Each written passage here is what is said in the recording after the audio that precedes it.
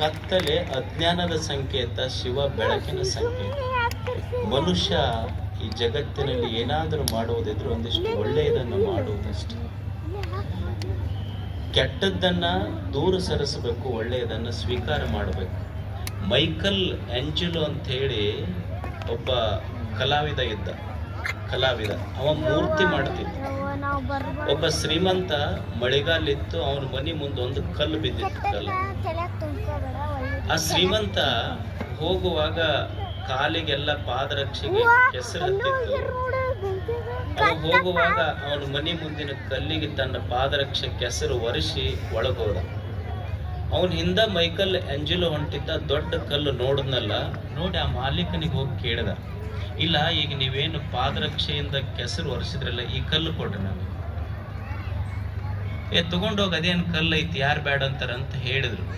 Michael Angelo ಆ ಕಲ್ಲು ತಗೊಂಡು ಬಂದು 1 ವರ್ಷದವರೆಗೆ ಅದನ್ನು ಸರಿಯಾಗಿ ಕೆತ್ತಿದ. ಅದರೊಳಗೊಂದು ಸುಂದರವಾದ ದೇವನ ಮೂರ್ತಿ ನಿರ್ಮಾಣ ಆಯ್ತು. ಹೋಗಿ ಆ ಮೂರ್ತಿಯನ್ನು ತಗೊಂಡು ಹೋಗಿ ಶ್ರೀಮಂತನಿಗೆ ಕೊಡ್ತಾನೆ. ಆ ಶ್ರೀಮಂತನಿಗೆ ಆಶ್ಚರ್ಯ ಆಯ್ತು, ಅಲ್ಲ ಇಷ್ಟು ಚಲೋ ಮೂರ್ತಿ ತಯಾರಾತಲ್ಲ, ಇಂಥ ಕಲ್ಲರ್ ಎಲ್ಲಿ ಸಿಕ್ತ ನಿನಗ? ಅವಾಗ ಮೈಕಲ್ ಆಂಜೆಲೋ ಹೇಳ್ದ, ಇದು ಕಲ್ಲು ಬ್ಯಾರೆ ಕಡೆಯಿಂದ ತಂದಿದ್ದಲ್ಲ, ನೀವೇನು ಮಳೆಗಾಲದಾಗ ಪಾದರಕ್ಷೆ ಕೆಸರು ಒರೆಸಿದ್ಯಲ್ಲ, ನಿಮ್ಮ ಅಂಗಳದಾಗ ಕಲ್ಲಿದು ಅಂದ.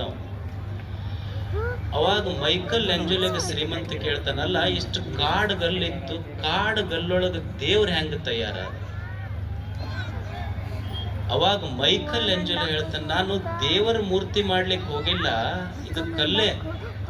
ನಾನೇನು ಇದ್ರೊಳಗೆ ದೇವರ ಮೂರ್ತಿಯನ್ನು ಕೆತ್ತಲಿಕ್ಕೆ ಹೋಗಿಲ್ಲ. ಈ ಕಲ್ಲಿನೊಳಗೆ ಏನೇನು ಬ್ಯಾಡಾಗಿತ್ತು, ಬ್ಯಾಡಾದ ಭಾಗವನ್ನು ಅಷ್ಟ ತೆಗೆದೀನಿ, ದೇವ್ರ ಅದ್ರೊಳಗ ಇತ್ತು ಅಂತ ಹೇಳ್ದವ. ಹಂಗ ಮನುಷ್ಯ ದೇವರಾಗಬೇಕಾದ್ರೆ ನಾವು ದೇವ್ರ ಹತ್ರ ಹೋಗಬೇಕಾಗಿಲ್ಲ. ನಮ್ಮ ಒಳಗಿರುವ ಬ್ಯಾಡಾದದ್ದು ತೆಗೆದು ಬಿಟ್ಟರೆ ದೇವ್ರ ಒಳಗ ಸಿಗುತ್ತಾನ. ಅಲ್ಲೇ ಶಿವರಾತ್ರೀಶ್ವರ, ಅದು ಜಾಗರಣೆ, ಅದು ಅಷ್ಟೆ. ಅದಕ್ಕೆ ಮನುಷ್ಯ ಪ್ರತಿನಿತ್ಯ ಪ್ರತಿ ಕ್ಷಣ ಕಲಿಯುವುದೇನಂದ್ರ, ಶರಣ ನೆದ್ದು ಕುಳಿತದೆ ಶಿವರಾತ್ರಿ ಕಾಣಿರು, ಶರಣ ನಿದ್ರೆ ಗೈದರೆ ಜಪ ಕಾಣಿರು. ಎಚ್ಚರದಿಂದ ಯಾವ ಮನುಷ್ಯ ಬದುಕ್ತಾನಲ್ಲ, ಅದೇ ನಿಜವಾದ ಶಿವರಾತ್ರಿ ಅಷ್ಟೆ. ಶಿವರಾತ್ರಿ ಅಂದ್ರೆ ವರ್ಷಕ್ಕೊಮ್ಮೆ ಕಮ್ಮಗೆ ಮಿರ್ಚಿ ಮಂಡಕ್ಕಿ ಒಗ್ಗರಣೆ ಹೊಡೆದು ಹೋಗ್ಬಿಟ್ರ ಶಿವರಾತ್ರಿ ಆಗುದಲ್ಲ. ಮತ್ ನಿಮ್ ಊರಾಗ ಮಸ್ತ್ ಮಂದಿ ಎಲ್ಲಿ ಪ್ರಸಾದ ಕಾರ್ಯಕ್ರಮ ನೀವು ದಿವಸ ಮಾಡ್ರಿ, ದಿವಸ ಇಷ್ಟು ಮಂದಿ ಕೊಡ್ತಾರ. ನಮ್ಮ ಊರಾಗ ಏನೋ ಒಟ್ಟ ಪ್ರಶ್ನೆನೇ ಇಲ್ಲ, ಮನೆಗಿನಿ ಕೀಲಿ ಸಹಿತ ಹಾಕೋದಿಲ್ಲ, ಹಂಗ ಬರ್ತಾರ. ಭಕ್ತಿ ಇದೆ ಜನರಲ್ಲಿ, ಆಸಕ್ತಿ ಇದೆ.